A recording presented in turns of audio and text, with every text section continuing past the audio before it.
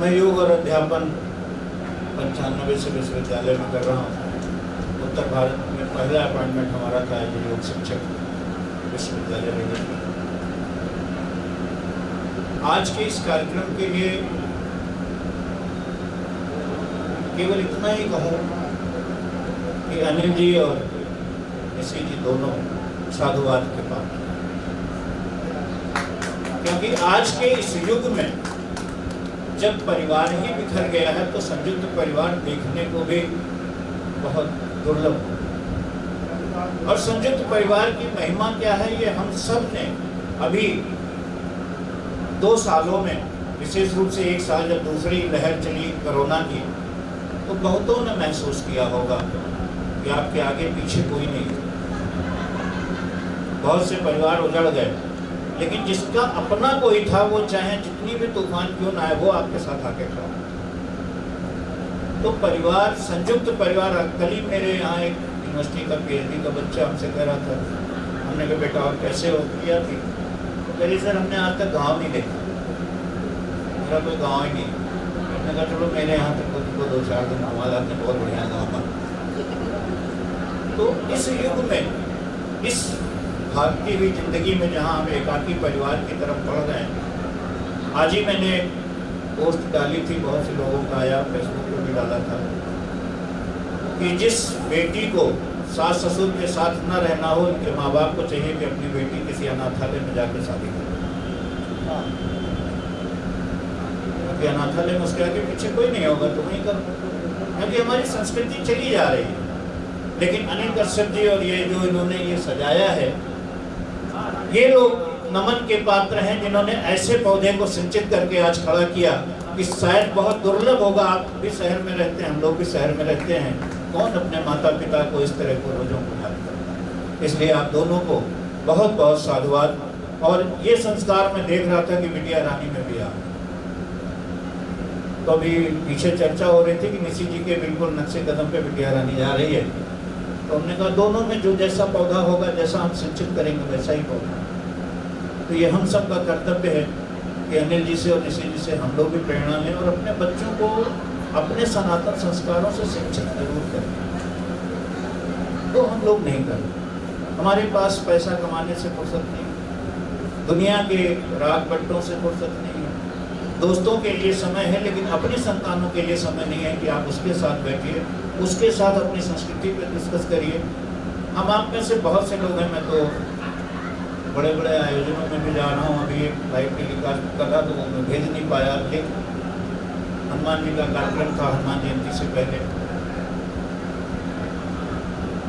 सिंचन बहुत जरूरी है। हम अपनी संतानों को अपनी भारतीय संस्कृति से नहीं जोड़ेंगे, परिचय कौन कराए?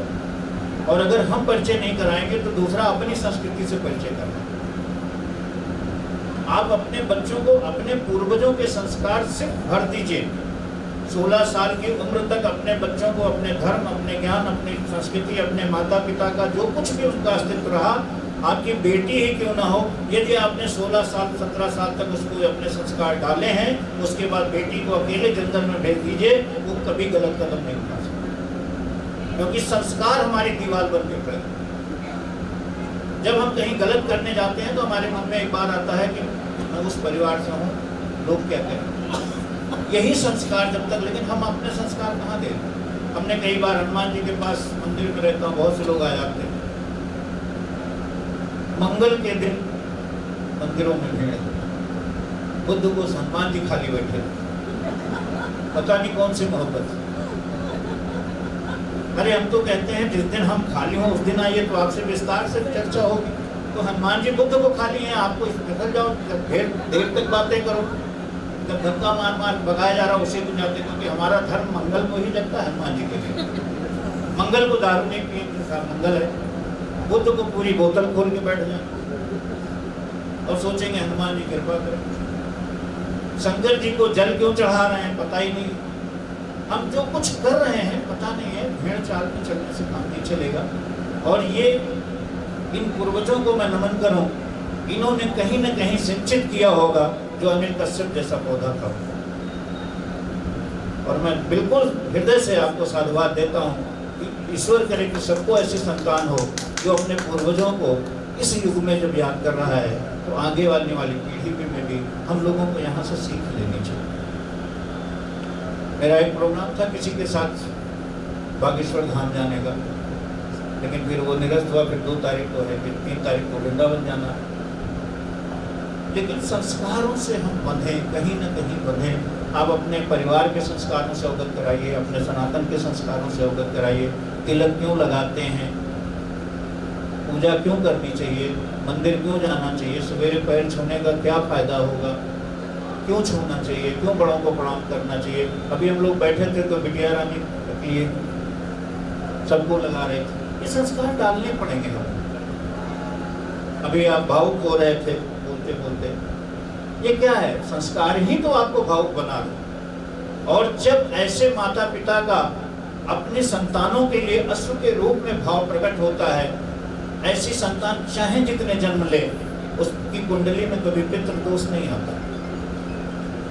ध्यान रखिएगा, जब पितृ अतृप्त होते हैं और हम जन्म लेते हैं तो पितृ दोष लेके जन्म लेते हैं। तो यही हमारे संस्कार हैं। और मैं पुनः भजन तो गाना भी छूट गया है क्योंकि अपनी साधना में थोड़ा सा एकाग्र हूँ, लेकिन पुनः आप सब दोनों को बहुत बहुत हृदय से साधुवाद। और ईश्वर करे कि ये प्रेरणा औरों तक भी पहुँचे, आपके परिवार में भी तो पहुँचे, जैसे हम लोगों को भी आया। तो एक अच्छा सा भाव था।